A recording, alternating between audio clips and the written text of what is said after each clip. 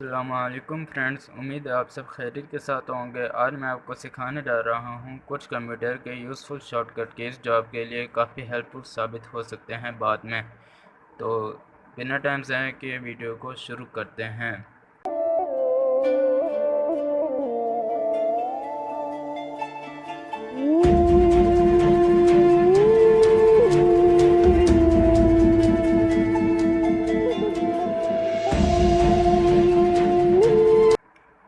तो सबसे पहला शॉर्टकट की मैं आपको बताता हूँ Ctrl+A।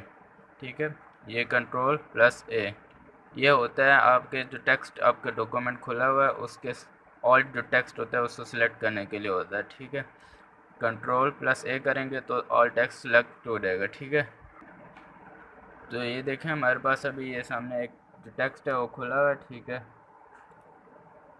ये देखें ये। ठीक है, अभी हम लोग Ctrl+A करते हैं तो ये देखें ये सारा का सारा टेक्स्ट सिलेक्ट हो चुका है।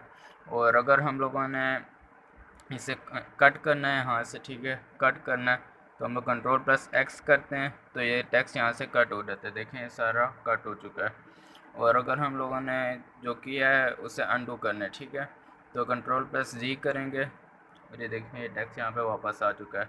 और अगर हम लोगों ने कॉपी करना है तो हम लोग Ctrl+C करते हैं। ठीक है, Ctrl+C करेंगे तो इससे टेक्स्ट कॉपी हो जाएगा। और अगर हम लोगों ने इसे पेस्ट करना है तो हम लोग Ctrl+V करेंगे, इससे टेक्स्ट पेस्ट हो जाएगा दोबारा। ठीक है, ये देखें ये यहाँ पे अगेन पेस्ट हो चुका है। ठीक है, और अगर हम लोग करते हैं Alt+F, ठीक है, ये Alt और ये F। ठीक है, अगर हम लोग Alt+F करते हैं तो हमारे पास फाइल मेन्यू ओपन हो जाता है, फाइल मेन्यू। ठीक है, ये देखें हमारे पास फाइल मेन्यू ओपन हो चुका है। ठीक है, और अगर हम लोग करते हैं Alt+E, ठीक है, ये Alt और ये E, Alt+E करेंगे तो हमारे पास एडिट वाले ऑप्शन ओपन हो जाएंगे। ठीक है, और एक और हमारे पास की होता है Ctrl+S। ठीक है, ये Ctrl+S अगर हम लोग ये करते हैं इससे तो हमारा जो टेक्स्ट सेलेक्टेड है या फिर जो भी हम लोग डॉक्यूमेंट पे काम कर रहे हैं वो हमारा सेव हो जाएगा। ठीक है, ऑटोमेटिकली हम लोग उसे यानी कि अगर हम लोगों का कंप्यूटर किसी भी सूरत में बंद हो जाता है तो हम लोग उस अपने डॉक्यूमेंट को जब हम लोग कंप्यूटर दोबारा ऑन करेंगे तो वहीं से शुरू कर सकते हैं अपना काम। और अगर आपको अपने टेक्स्ट का साइज़ सेलेक्ट करना है, ठीक है, कि वो कौन से साइज़ में होना चाहिए, इसके लिए आपको करना पड़ेगा Ctrl+Shift+P। ठीक है, Ctrl+Shift और P करने से आपका जो टेक्स्ट है उसका साइज़ आप सिलेक्ट कर सकते हैं।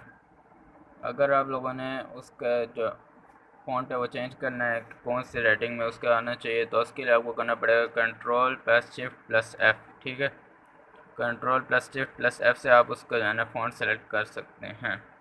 ठीक है, अभी हम लोग इसे सेलेक्ट कर लेते हैं Ctrl+A करके। देखें ये सारा टेक्स्ट सेलेक्ट कर लिया हमने।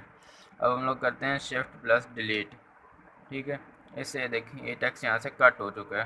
ठीक है, ये भी कट के लिए होता है। और हम लोगों ने इसे दोबारा पेस्ट करना है तो हम लोग Ctrl+V करते हैं और ये देखें ये टेक्स्ट दोबारा पेस्ट हो चुका है अपनी जगह पे वापस। और अगर हम लोग करते हैं Ctrl+Insert, ठीक है, ये कंट्रोल और ये इंसर्ट है। ठीक है, ये कंट्रोल ये इंसर्ट।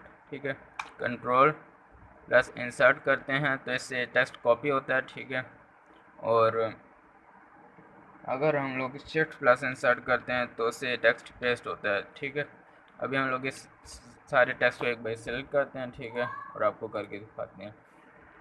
ये Ctrl+A करके सारा टेक्स्ट सेलेक्ट कर लिया हमने। ठीक है, और अगर हम लोगों ने अभी इसे कॉपी करना है तो हम लोग करते हैं Ctrl+Insert। ठीक है, ये कंट्रोल और ये इंसर्ट। ठीक है, इससे कॉपी हो गया। और Shift+Insert, ये देखें ये Shift+Insert करने से पेस्ट होता है आपके सामने।